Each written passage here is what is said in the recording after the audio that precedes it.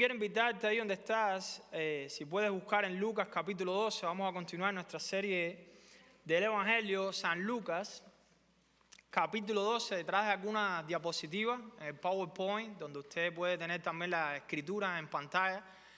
Pero quiero invitarte a ponerte en pie ahí donde estás para reverenciar la palabra del Señor. Y vamos a estar en Lucas 12 del 1 al 12. Vamos avanzando en un nuevo capítulo.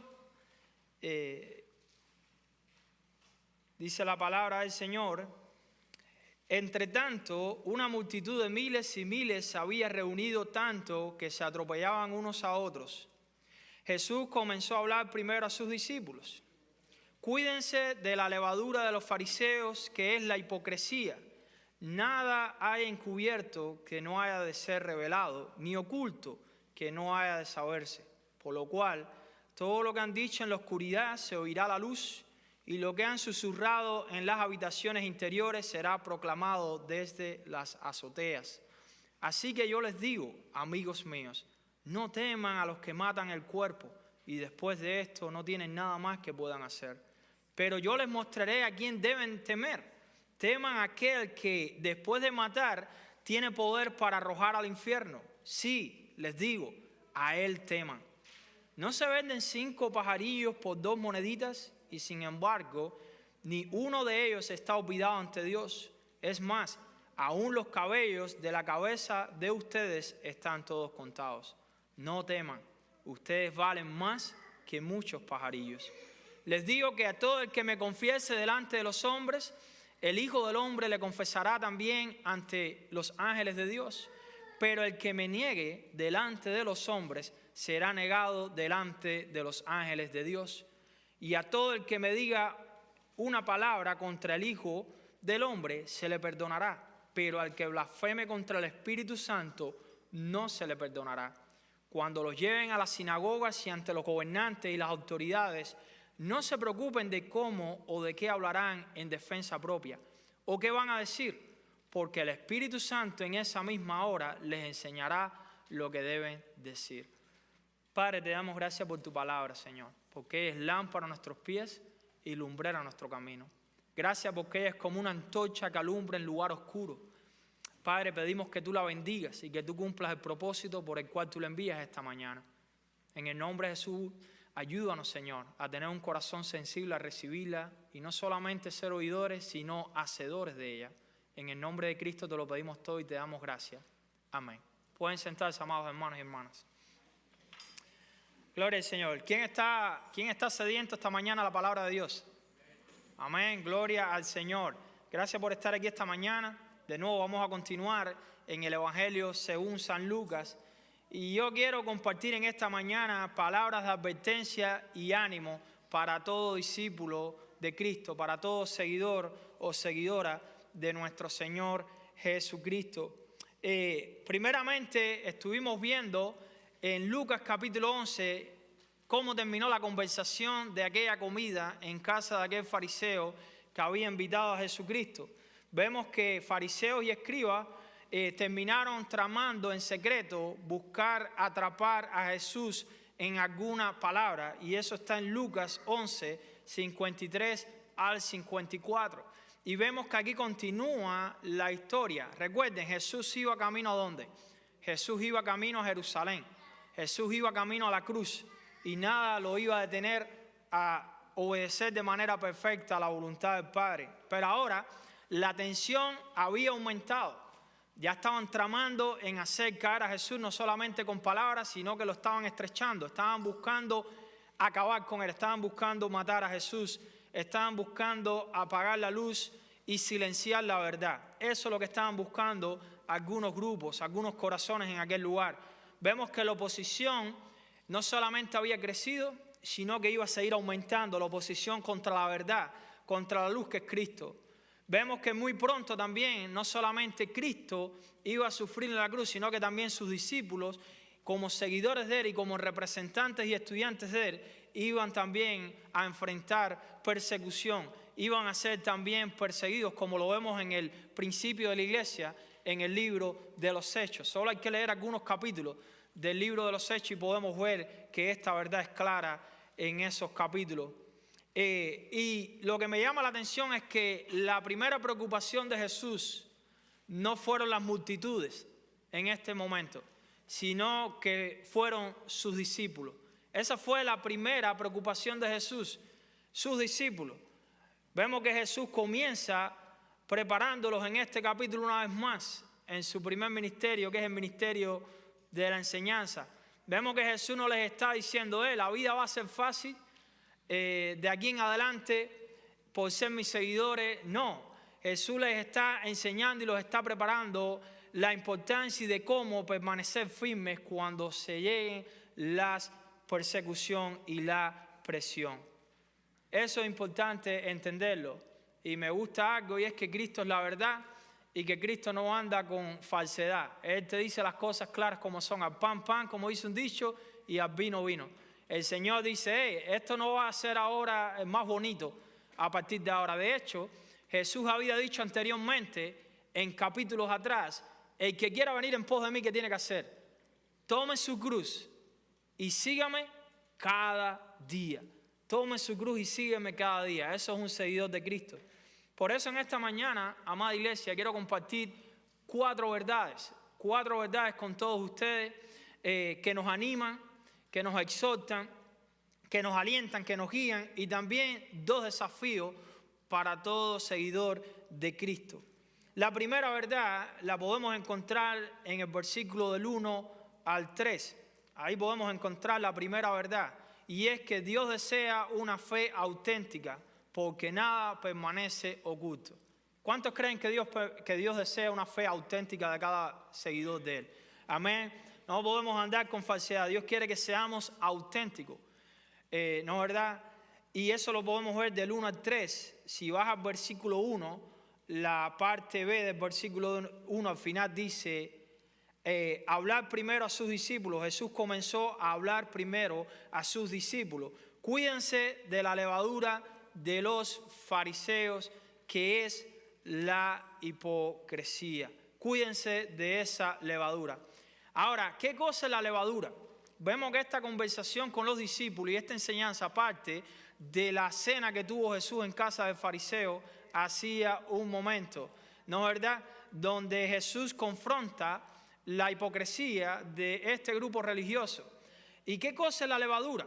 Ahora Jesús no solamente advirtió de frente a frente a los falsos maestros, sino que ahora advierte a sus discípulos de que tienen que cuidarse de esto. ¿Qué cosa es la levadura? Bueno, la levadura representa una influencia que comienza pequeña, pero termina afectándolo todo. ¿Alguna vez usted ha usado levadura para la masa de pan?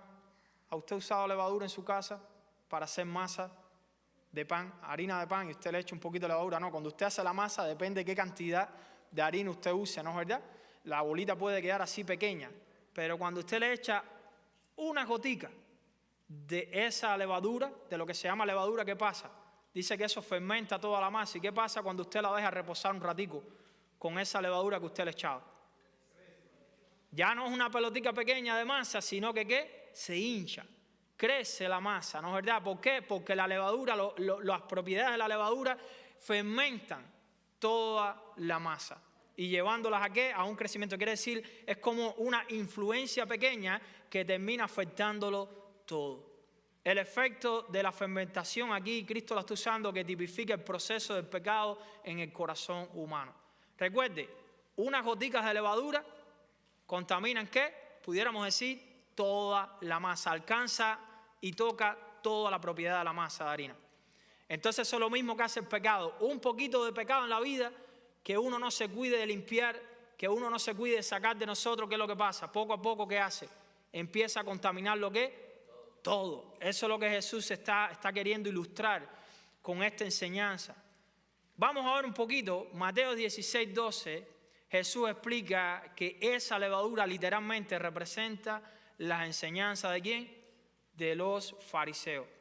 Y no se está refiriendo solamente a enseñanzas equivocadas, sino que también se está refiriendo a una manera de vivir. Quiere decir, un estilo de vida equivocado y que puede influenciar y contaminar a otros que también sean influenciados por ese estilo de vida.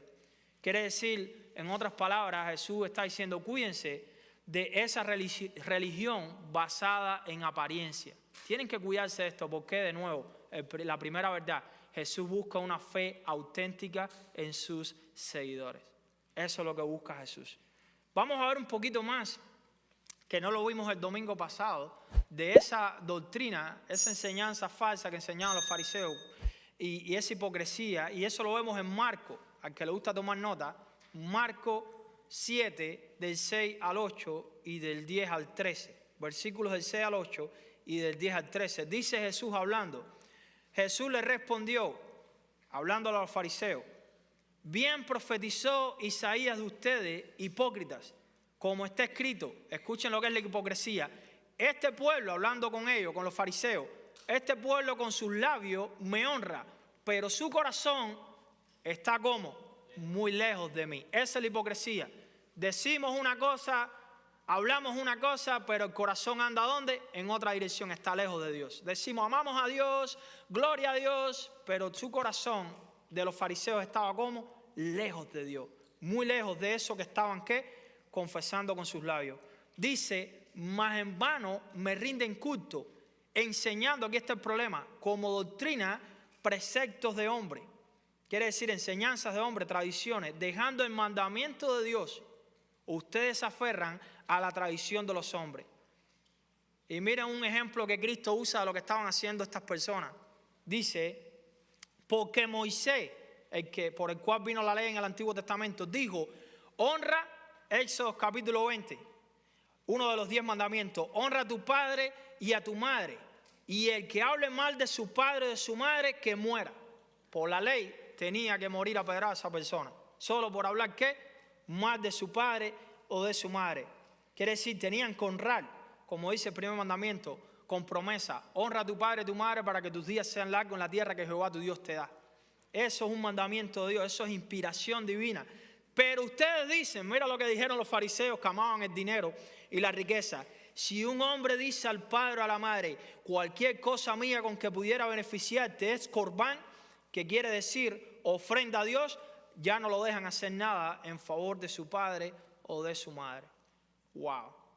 Invalidando así la palabra de Dios por la tradición de ustedes, la cual han transmitido, no solamente lo establecieron así, es idea humana, por encima de la palabra de Dios, cambiando la palabra de Dios, sino que la estaban transmitiendo esa enseñanza también al pueblo, cuando su deber era enseñarle bien y correctamente la interpretación de la palabra de Dios al pueblo. Dice, y hacen muchas cosas semejantes a esta. Ahí está la levadura de los fariseos, ahí está una dentro de tantas enseñanzas equivocadas de los fariseos, ahí está la hipocresía de ese grupo religioso, los fariseos. ¿Qué decían ellos? Si tú dices corbán, eso lo establecieron ellos mismos, eso Dios no lo dijo en ningún lado de la palabra, eso no es inspiración divina, eso es lo que hace diferente. Génesis y Apocalipsis es revelación especial de Dios, es inspirada por el Espíritu Santo. ¿No es verdad? Cualquier otro libro, cualquier otra enseñanza que no esté basada en la Escritura, eso no es inspiración, eso puede ser bueno o también puede ser malo. Pero si trata de reemplazar la palabra de Dios, entonces empieza a ser malo. Dice, si ustedes dicen corbán, quiere decir, si alguien en el pueblo decía, esto que ellos habían estado enseñando, esto que ellos inventaron, corbán, ya esa persona, los fariseos, en el contexto religioso, no lo dejaban hacer nada por su padre, porque estaba diciendo con corbán que todas sus posesiones materiales iban a ser ¿para quién? Para Dios. ¿Y dónde Dios enseña eso? En ningún lado. Y no lo dejaban hacer nada por sus padres. Invalidando de esa manera, dejando de esa manera el mandamiento que manda Dios, que honra a tu padre y a tu madre para que tus días sean largos en la tierra. No es honralos si es bueno o malo, no, honralos, respétalos, ayúdalos, porque ellos te dieron todo también, ¿no es verdad? No sé si están aquí esta mañana conmigo. Pero esto es una dentro de tantas tradiciones que ellos mismos se habían inventado. ¿Y por qué se la inventaron? Porque estaban buscando extraerle ¿qué? Dinero a la gente. Y no es que no tengamos que darle a Dios. A Dios tenemos que honrarlo con todas nuestras cosas, con todo, con la vida, con todo, porque todo es de Dios. Pero eso no quiere decir de que Dios también no ha establecido principios de cómo ser buenos administradores de todas las cosas. Amén. Entonces, ¿qué significa la hipocresía? ¿Y por qué Cristo está preocupado, hermano? Y lo vamos a ver más adelante. Hipocresía significa actuar.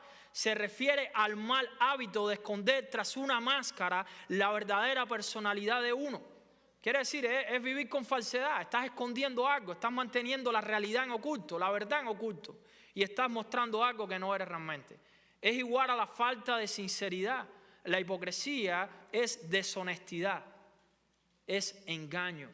En otras palabras, Jesús pudiera estar diciendo a sus discípulos, cuando Él se enfoca en sus discípulos y no en la multitud en ese momento, les está diciendo a sus seguidores, no vivan usando máscaras espirituales. No vivan usando máscaras espirituales. De manera implícita la exhortación y el mandamiento es sed sinceros, sed honestos, sed transparente, sed original lo que eres realmente, porque eso es lo que tiene valor delante de Dios. Ahora, hermano, pudiéramos preguntarnos, pastor, pero ¿por qué la hipocresía es tan peligrosa? Bueno, es realmente bien peligrosa. Porque la hipocresía nunca permanece, escuchen esto, la hipocresía, esa máscara nunca permanece para siempre. Llega un momento que esa máscara se va a caer. Por una situación, por la presión, por la persecución, se va a caer. Y lo que realmente está escondido atrás de la máscara, se va a dar a conocer. Eso es una realidad, por eso la hipocresía es bien peligrosa, hermano, porque nunca permanece escondida. Mira cómo dice el versículo 2 y 3, ahí mismo en Lucas capítulo 12. Dice el Señor después que le da esta advertencia, cuídense de la levadura de los fariseos, que es la hipocresía. Porque dice el versículo 2 y 3, no hay nada encubierto que no haya de ser, ¿qué? Revelado. Ni oculto que no haya de saberse. Por lo cual, todo lo que lo han dicho en oscuridad se oirá ¿dónde? A la luz. Y lo que han susurrado en las habitaciones interiores será proclamado desde las azoteas. ¿Qué es lo que hace la hipocresía? La hipocresía esconde la verdad, esconde la realidad de lo que realmente es lo original. ¿Y qué es lo que dice el Señor? Mira, no hay nada que sea dicho en secreto en una azotea, en los aposentos, como decir un sótano donde tal vez se reunía un familiar con otra persona y iba y le decía algo en secreto, eso nada más lo sabían esas dos personas. Dice, no va a haber nada que sea dicho como en esos lugares que no se dará a conocer. ¿Usted alguna vez ha entrado a su aposento, a su habitación, y usted ha hablado en secreto con su esposo, con su esposa, con una amistad, con un familiar? ¿No es verdad? Los niños no saben qué se dijo ahí, nadie sabe. Bueno, déjame decirte quién sabe. Dios sabe qué se habla en los secretos. Porque Dios es Dios y Él lo sabe todo. Uno de los atributos de Dios es que eres omnisciente, todo lo sabe, aún lo más profundo del corazón. Eres omnipresente, Él está en todo lugar. No hay lugar secreto donde Dios no puede estar. Eso es imposible, porque si no, Dios no fuera Dios. Entonces esto es lo que Cristo está diciendo. Mira, no vale la pena, porque no hay nada encubierto que no haya de ser que revelado. La hipocresía, hermano, no es solamente deshonestidad, también es una necedad. Es volverse necio cuando uno trata de vivir con hipocresía y al mismo tiempo decir que sigue al Señor. Como se dice repetidas veces en la Escritura, la verdad va a salir siempre ¿qué? A la luz. Quizás durante esta vida hay cosas que se hacen manifiestas, que estaban en oculto durante esta vida terrenal, pero si no se hace manifiesto durante esta vida terrenal, entonces ciertamente el día del juicio todo será descubierto. ¿Qué dice la palabra Apocalipsis 20:12? Todos los libros serán abiertos. Los libros, el libro de la vida y también el libro de todas las obras ¿de qué? De los hombres en la tierra. Todo será ¿qué? Descubierto, hermano. Hay un proverbio holandés que dice algo así, aunque la mentira corra, finalmente la verdad la alcanza. Usted ha escuchado ese dicho, yo no sé si esto se dice de la nación de donde usted viene, pero donde yo vengo se decía mucho esto. La mentira tiene ¿qué? Tiene patas cortas, ¿no es verdad? Porque al final ¿qué? Siempre se va a saber. Y si algo hace la luz, y estamos hablando de que Cristo es esa luz que viene, esa luz que viene a salvar, esa luz que viene a dispersar la oscuridad, si algo hace la luz es esto también, la luz revela lo que está en secreto. ¿Sabían eso? Si yo ahora apago este lugar, este santuario, apagamos todas las luces y todo está oscuro, y usted entra por primera vez y todo está oscuro aquí, y usted no sabe que esa batería está ahí, pero yo enciendo una luz, anteriormente con la oscuridad usted no sabía ni podía ver, pero cuando yo enciendo la luz, yo te voy a revelar que en ese lugar hay ¿qué? Hay una batería. Cristo hace algo parecido. Cristo es esa luz que viene y revela ¿qué? Todo lo que está en secreto en nuestro corazón. De nuevo, también Pablo desarrolla esta verdad y está en 1 Corintios 4:5, Dios revelará incluso las intenciones del corazón, no solamente nuestras acciones, sino también que nuestras motivaciones. La verdad, amados hermanos, es que podemos engañar a las personas, pero nunca podremos engañar a ¿quién? Al Señor, que todo lo sabe. Por eso yo quiero compartir el primer desafío como cristiano. ¿Cuántos discípulos hay esta mañana aquí de Cristo? Amén. ¿Cuántos seguidores? Enséñeme su mano si usted es un seguidor de Cristo. Gloria al Señor. Primer desafío, vivamos sin máscara. Y déjeme explicarle por qué eso es un desafío. Tal vez usted dice, no, pastor, yo soy transparente, yo soy honesto. Usted no me conoce, yo soy el más honesto de este mundo, el más sincero. Bueno, déjame decirte, esto es un desafío. Andar sin hipocresía como cristiano no es fácil. Seamos sinceros y seamos honestos, ¿no es verdad? ¿Quieren ver un ejemplo? Ustedes saben que en esta conversación había un hombre llamado Pedro. En este capítulo 12 de Lucas había un hombre llamado Pedro, apóstol de Cristo, llamado por Cristo, discípulo de Cristo, un estudiante del Maestro. Y sin embargo Pedro cayó en esto de la hipocresía. Y no solamente cayó, también arrastró a otros. Se lo voy a demostrar. Y eso fue años más tarde, después de haber recibido esta hermosa lección cara a cara con el Señor. Pedro cayó en esto. Por eso si Pedro cayó, nosotros también tenemos que cuidarnos. ¿No es verdad que usted cree? Si usted va a Gálatas capítulo 2, versículo del 12 al 14, aquí vemos un ejemplo de por qué es un desafío para el cristiano vivir sin hipocresía. Porque no es fácil, pero tampoco es imposible. Gálatas 2, del 12 al 14 dice, porque antes de venir algunos, aquí está hablando Pablo, en la iglesia de Gálatas, porque antes de venir algunos de parte de Jacobo, él comía, está hablando de Pedro. Pedro comía ¿con quién? Con los gentiles. Quiere decir, con cristianos que se habían convertido, gentiles, que se habían convertido al cristianismo. Pero cuando aquellos vinieron, Pedro empezó a retrasarse y a apartarse porque temía los de la circuncisión. Y el resto de los judíos se le unió en su hipocresía, de tal manera que aún Bernabé fue arrastrado por la hipocresía de ellos. Pero cuando vi que no andaban con rectitud en cuanto a la verdad del Evangelio, dije, Pedro, delante de todos, si tú siendo judío vives como los gentiles y no como los judíos, ¿por qué obligas a los gentiles a vivir como judíos? Quiere decir, aquí hay una historia donde Pablo está confrontando ¿qué? Al apóstol Pedro. Estamos hablando de un apóstol y cayó en el tema de la hipocresía. ¿Por qué lo está confrontando? Porque Pedro comía con el grupo de los gentiles, quiere decir de otras naciones que se habían convertido al cristianismo. Él comía normalmente con ellos, porque dice la palabra que como cristianos somos un solo pueblo. No son dos ni tres pueblos, no hay judío, ni griego, ni gentil, sino que todos somos uno solo en Cristo Jesús. Gloria a Dios. El Señor vino para derribar toda pared divisora. Y sin embargo Pedro, en su naturaleza humana, vemos que Pedro cayó en esto, porque comía con el grupito de los gentiles. Pero ¿qué pasó? Dice que llegó un grupo de judíos que se habían convertido al cristianismo, pero aún tenían batallas con el tema de la ley. Aún seguían guardando muchas cosas del viejo pacto, del tema de la ley. Entonces, ¿qué pasa? Cuando Pedro vio que este grupo venía de cristianos judíos, como él mismo siendo judío, ¿qué hacía Pedro? Se apartaba del grupo de los gentiles por miedo. Quiere decir, actuaba como hipócritamente. No estaba actuando con rectitud a la verdad del Evangelio, donde todos somos uno.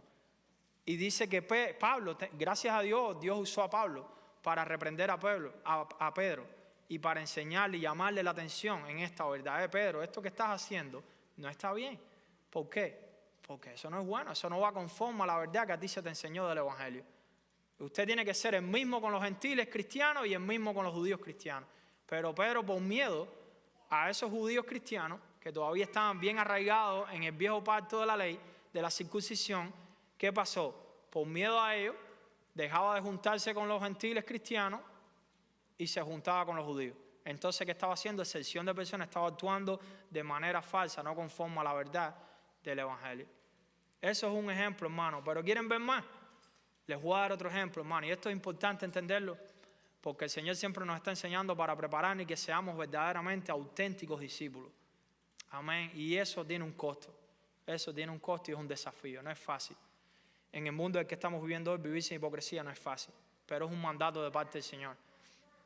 Vemos a Judas Iscariote. Usted sabía que entre los 12 que Cristo había llamado, yo no creo que Jesús se estaba refiriendo, cuando dice que la multitud vino, yo no creo que él solamente estaba enfocado en 12. Yo creo que había más discípulos, dice también que habían 70, y había muchos más que habían creído. Quiere decir, posiblemente se estaba enfocando en todos los seguidores de él en aquel lugar, y les estaba enseñando esta verdad. Cualquiera dice, wow, ¿por qué Cristo no se enfocó en la multitud de pronto y dice, no, mira, el ministerio está creciendo? No, él estaba buscando ¿qué? Y preparando verdaderos seguidores, seguidores genuinos, de verdad, con honestidad. Porque alguien que arde en falsedad, eso no es algo verdadero. Eso no es un seguidor verdadero. Judas estaba entre los 12. Usted sabe que Cristo llamó 12 y los llamó apóstoles, y dentro de ellos, ¿quién estaba? Judas Iscariote. Usted sabe que Judas estaba recibiendo esta lección cara a cara con el Señor por 3 años. Cristo enseñándole a todos, sin excepción de personas dentro del grupo. Aún cuando él sabía lo que Judas iba a hacer. ¿Y saben lo que pasó con Judas? Les voy a dar otro ejemplo de hipocresía. Juan, capítulo 12, versículos del 5 al 6. Veamos qué pasó con Judas Iscariote, cuál fue la hipocresía de Judas Iscariote. Dice que viene una mujer y derrama un perfume, ¿dónde? ¿En los pies de quién? ¿Y el perfume era caro o era barato? Carísimo, 300 denarios, ¿no es verdad? Le dio lo mejor al Señor esa mujer en agradecimiento, no porque Dios le dijo, tienes que traerme lo mejor. No, ella lo dio voluntariamente en agradecimiento porque entendía quién era el Señor. Y dice que Judas estaba ahí, los discípulos estaban ahí, ¿qué dijo? Dice Judas, ¿por qué no se vendió este perfume por 300 denarios y se dio a los pobres? Pero dijo esto, dice la palabra ahí mismo en Juan 12, del 5 al 6, dice, pero dijo esto no porque se preocupara por los pobres, sino porque era un ladrón. Y como tenía la bolsa del dinero, Judas era el tesorero del grupo, dice, sustraía secretamente, seguro, ¿no?, de lo que se echaba en ella. Judas era el que más piedad aparentaba dentro del grupo de los 12. ¿Sabía eso? Que aún en la última cena, cuando Judas sale a traicionar a Cristo, ni los mismos discípulos se dieron cuenta de que era Judas el traidor. ¿Por qué? Porque Judas tenía una máscara tan linda, tan perfecta, de piedad, que era difícil para los discípulos poder ver y pensar de que Judas estaba haciendo lo que estaba haciendo en secreto. Pero ¿qué pasó más tarde, hermano? Esa máscara no duró para siempre. Dice Mateo 26, 49, cuando llegó el momento de la presión que hizo Judas por 30 piezas de plata, dice, enseguida se acercó a Jesús y dijo, salve, Rabí, y lo besó. Dice que Judas llegó, ¿qué? Y besó a su maestro, a Jesús, con su máscara de hipocresía y de falsedad. Por 30 piezas de plata lo entregó. Como él había dicho, al que yo besare, ese es al que tienen que arrestar. ¿Ustedes se acuerdan de esa historia, hermano? ¿Habrá estado usando Judas una máscara por un buen tiempo? Dice que 3 años Cristo estuvo enseñándola a todos. Y después podemos ver cómo terminó la historia en Mateo 27, del 3 a 5, con la vida de Judas. Hermano, una iglesia saludable no está formada por personas perfectas. No estamos diciendo de que Judas iba a ser perfecto, que tenía que ser perfecto, ni que Pedro iba a ser perfecto, ni de que nadie aquí iba a ser perfecto. No, eso no es lo que estamos enseñando en esta mañana. Pero una iglesia saludable no está formada por personas perfectas. Está formada por personas sinceras. Eso es una iglesia saludable, sinceras, hermano. Cristianos que cuando fallan, confiesan también. Cuando pecan, se arrepienten. Cuando necesitan ayuda, la buscan. El Evangelio no nos llama a aparentar santidad. El Evangelio nos llama a caminar en la luz de Cristo y en su verdad. ¿Cuántos lo creen? Amén. A eso nos llama el Evangelio. No es que no vamos a fallar, no es que no nos vamos a equivocar, pero también tenemos que como cristianos arrepentirnos. Eso es quitarse la máscara. Me arrepiento, confieso, busco ayuda si la necesito, pero tengo que, si hay una máscara en mí, tengo que quitármela. ¿Sabes por qué? Porque tarde o temprano todo va a salir a la luz. No vale la pena. No tiene lógica vivir con una máscara si sabemos que Dios lo sabe todo y que un día eso saldrá a la luz. Es mejor buscar ayuda, es mejor salir. Como dice la palabra, que el Señor nos llama a caminar en luz en primera carta de Juan 1, del 7 al 9. Pero si andamos en luz, como Él está en luz, tenemos comunión los unos con los otros. Y la sangre de su Hijo nos limpia de todo pecado. Si decimos que no tenemos pecado, nos engañamos a nosotros mismos y la verdad no está en nosotros.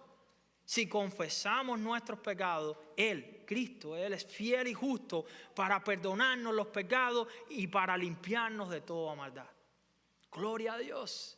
Él es fiel y justo para ayudarte, hermano. Pero Él quiere que seamos honestos y transparentes. ¿Sabes quién confiesa? El que viene y confiesa al Señor cuando se equivoca, cuando peca, ese es alguien que es está buscando seguir a Cristo con honestidad y con transparencia. Porque no hay nada que esconderle que le podamos esconder al Señor. ¿Cuántos dicen amén? Aleluya. Segunda verdad que quiero compartir en esta mañana, amada iglesia. Ahí están los versículos del 4 al 7. Si está aquí esta mañana con nosotros, conmigo, la segunda verdad es: Dios cuida de nosotros. Por eso no debemos vivir como dominados por el miedo. Escuchen esto: Dios cuida de usted, Dios cuida de mí. Amén. No tenemos que vivir dominados por el miedo. Dice la palabra: así que yo les digo, después que les habla de cuídense la levadura, después que les dice a la luz de esa exhortación, es a la luz del juicio, va a venir juicio y todo va a ser descubierto. Ahora les dice: así que yo les digo, y les dice algo: amigos míos. Mira cómo llama, Él está hablando con sus discípulos. Cristo no solamente dice que somos seguidores de Él cuando ponemos la fe, sino que Él quiere ir en una relación de amistad, en una relación personal con nosotros. Dice: así que yo les digo, versículo 4, amigos míos. ¿Habrá un amigo más grande que Cristo, hermano? ¿Qué amigo más hermoso y más poderoso nosotros tenemos con nosotros? No teman a los que matan el cuerpo y después de esto nada más pueden hacer. No tengas temor de estas personas. Dice el versículo 5: yo les voy a mostrar a quién deberían de temer. Teman a aquel, y ese aquel es con mayúscula, se está refiriendo a Dios, que después de matar tiene poder para arrojar ¿dónde? Al infierno.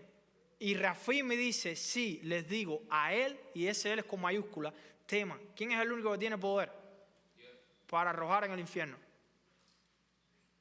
Al diablo, a sus secuaces, como dice Apocalipsis, ¿no es verdad? Cuando llegue el tiempo, el día del juicio.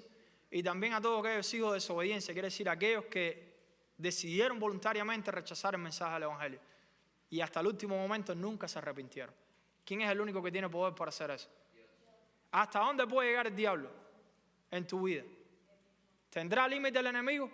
El enemigo espiritual. ¿Se acuerdan de Job? ¿Acaso pudo tocar en la vida de Job? ¿Qué le dijo el Señor? Hasta aquí vas a llegar. Si usted estudia el libro de Job, Dios es el que le pone límite al maligno. Le dice: hasta aquí puedes llegar. Por eso nos deja saber, hermano, que hay uno al cual le debemos de temer. Y cuando habla de ese temor, hermano, cuando Jesús dice, ahora vemos que Jesús está hablando de miedo y sabe que la persecución va a venir. Cuando Jesús dice: no temas a los que maten el cuerpo, está diciendo: no temas a los que tienen límite, a los que hasta aquí pueden llegar. Porque cuando venga la persecución, cuando venga la presión, ellos tienen hasta cierto poder, hasta donde pueden afectarte. Pero de ahí para allá no pueden hacer nada más. Porque hasta ahí hasta donde pueden llegar. Porque el poder de los hombres tiene ¿qué? Tiene límite. Lo máximo que puede hacer el hombre contra un cristiano es tocar ¿qué? Su cuerpo, matarlo. Eso es lo máximo que pueden hacer si Dios lo permite. Pero ninguno de ellos tiene poder ¿para qué? Para tocar nuestra alma y para tocar nuestra eternidad. Ninguno. Por eso Jesús lo deja claro en el versículo 5. Tema, ¿a quién tenemos que temer? A Dios. Y cuando habla de ese miedo, hermano, de ese temor a Dios, se llama un temor reverente, un temor de respeto, un temor reconociendo cuando me acerco a Él quién Él es. Él es Rey soberano, Rey de reyes y Señor de señores. Él tiene todo el poder, la gloria, la majestad y también la potestad para hacer cuanto quiera en los cielos, en la tierra, en el mar y todo lo que en ellos hay. Eso solamente hay uno que lo puede hacer, es Dios y su Hijo amado Jesucristo. Amén. Así que Jesús dice: mira, están tramando contra mí apagarme, están tramando contra mí destruirme. Yo les estoy revelando esto ahora a ustedes. Yo te estoy preparando, porque si con el maestro hicieron estas cosas, dice más tarde Jesús, ¿qué no harán con los estudiantes? No, ¿verdad? Con sus seguidores. Entonces yo te estoy preparando, ¿para qué? Para que tú estés listo. Tu miedo, el miedo puede llevarte a hacer muchas cosas equivocadas. Una puede llevarte a negar a Dios. Otra puede llevarte por el mal camino, ¿no es verdad? Entonces dice: ¿a quién tenemos que temer? Ese temor reverente, solamente a Dios. Ese es el único que merece que nosotros tengamos respeto, de obediencia a Él constantemente. Solamente el Señor. Porque Él tiene poder ¿de qué? De arrojar también al infierno. Es el único que lo puede hacer. De hecho, cuando habla aquí del infierno, para nosotros esto no tiene tal vez mucho sentido, pero en el contexto, ahí en el contexto judío, aquello estaba en un valle, era un lugar que se había usado, que se llama el Valle de Ginón, el cual quedaba al suroeste de la vieja ciudad de David o Jerusalén antigua, y en esos días de los reyes antiguos se había hecho mucha idolatría, mucho culto idólatra en ese lugar, pero en el Nuevo Testamento, después de la Reforma, se había convertido como en un basurero en aquella ciudad. ¿Y qué es lo que hacían ahí? Ahí ardía un fuego constante, y ese fuego que hacían era donde quemaban la basura en aquel contexto.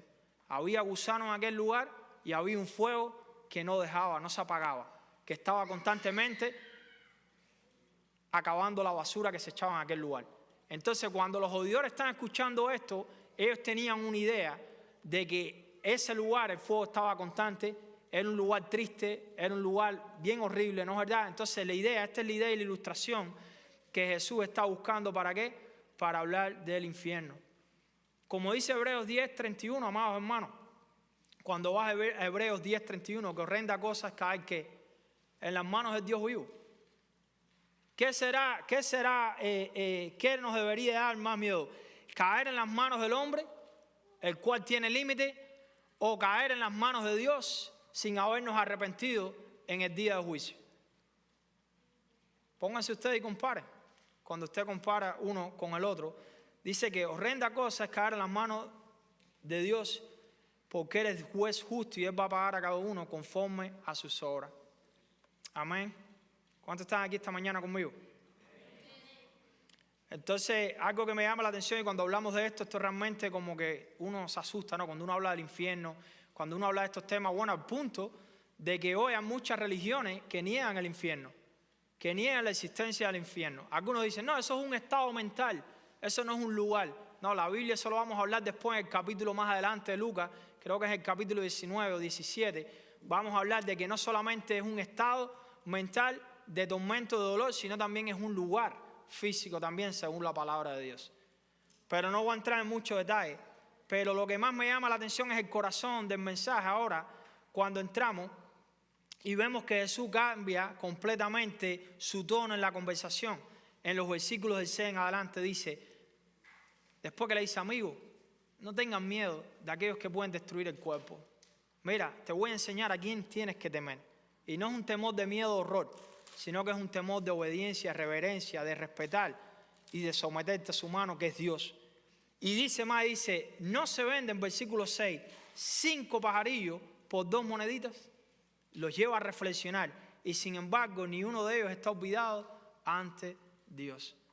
En el contexto, los pajarillos eran unos gorriones.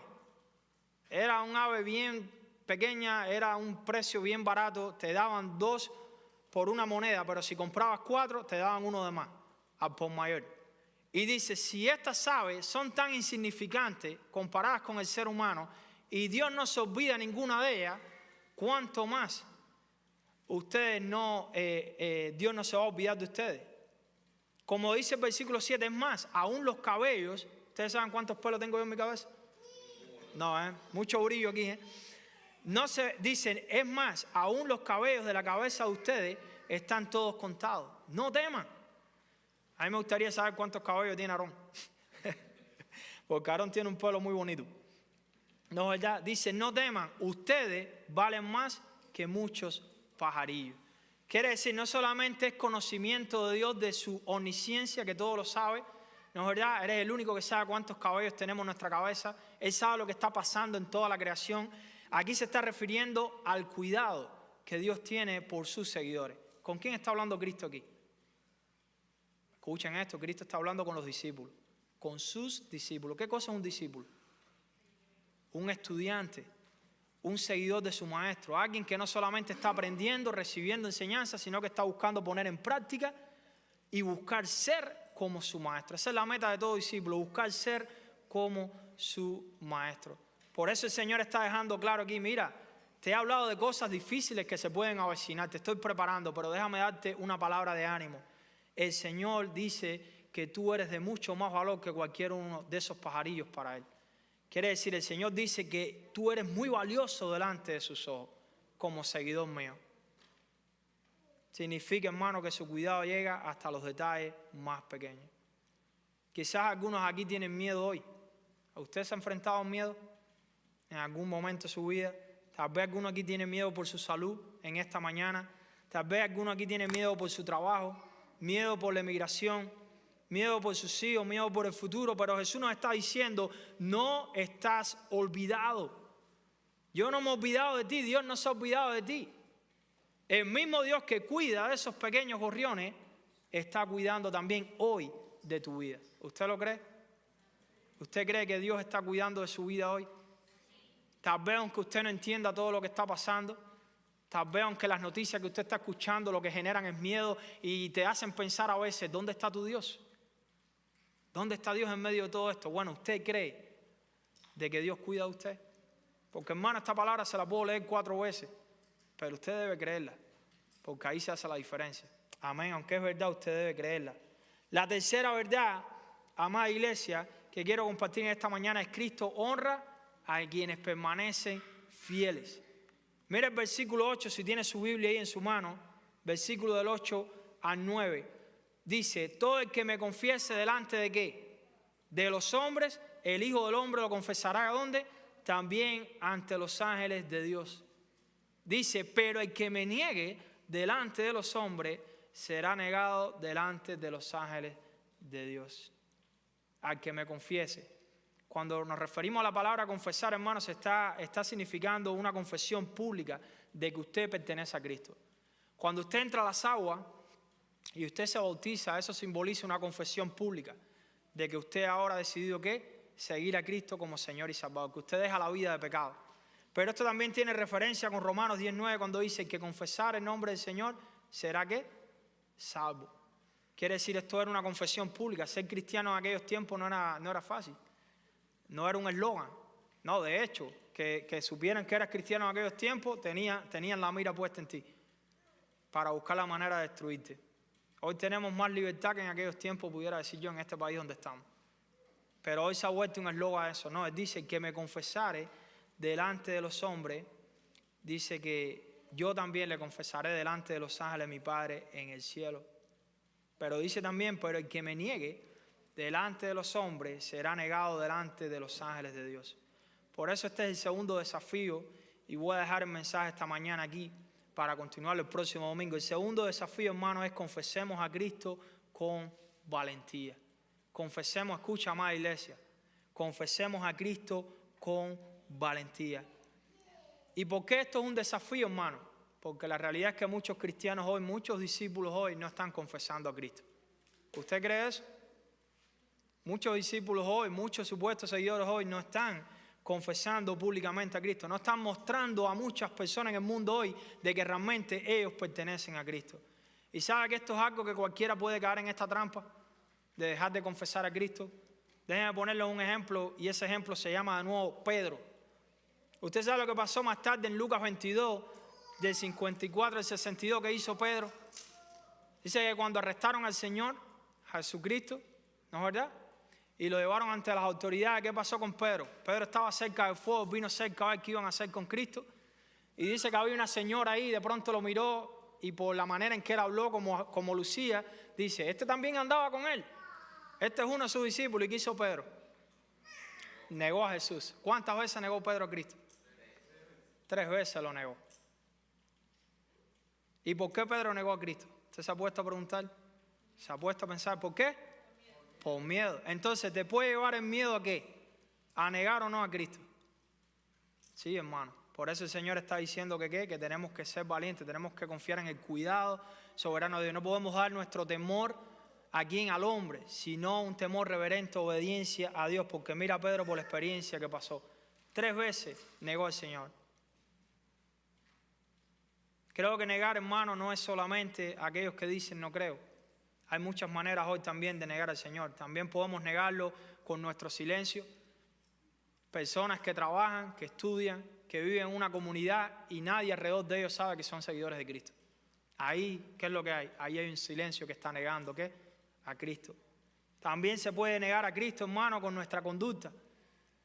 Personas que vienen a la iglesia, pero cuando están allá afuera su conducta es completamente diferente a lo que la palabra enseña, entonces están negando. Es difícil para otras personas saber que esas personas son seguidores de Cristo. porque viven de una manera completamente contradictoria a los principios bíblicos. Hay muchas maneras de negar a Cristo, amados hermanos. Pero dice el Señor que me confiese, yo le confesaré también delante de los ángeles de mi Padre. Confesar, hermano, lleva valentía. Confesar a Cristo y que otros conozcan que somos seguidores de Cristo tiene un precio. Tiene el precio de tomar la cruz y seguir a Cristo cada día. ¿Sabe algo que me gusta de Pedro? Y cuando Pedro negó a Cristo, Pedro no negó a Cristo para siempre. Pedro tuvo una recaída, pudiéramos decir. Pedro tuvo un momento donde él falló. De hecho, Cristo se lo avisó con tiempo. El enemigo va a venir para tratar de zarandearte. El enemigo va a tratar de que tú caigas en esto. Pero yo he rogado por ti delante de mi Padre para que te fortalezca. Y una vez que tú seas restaurado y afirmado en tu fe, Pedro, vayas también y animes a ¿quién? A tus hermanos. Y algo que me gusta de Pedro es que Cristo fue fiel y Pedro se arrepintió. Dice la palabra que después de eso Pedro lloró amargamente.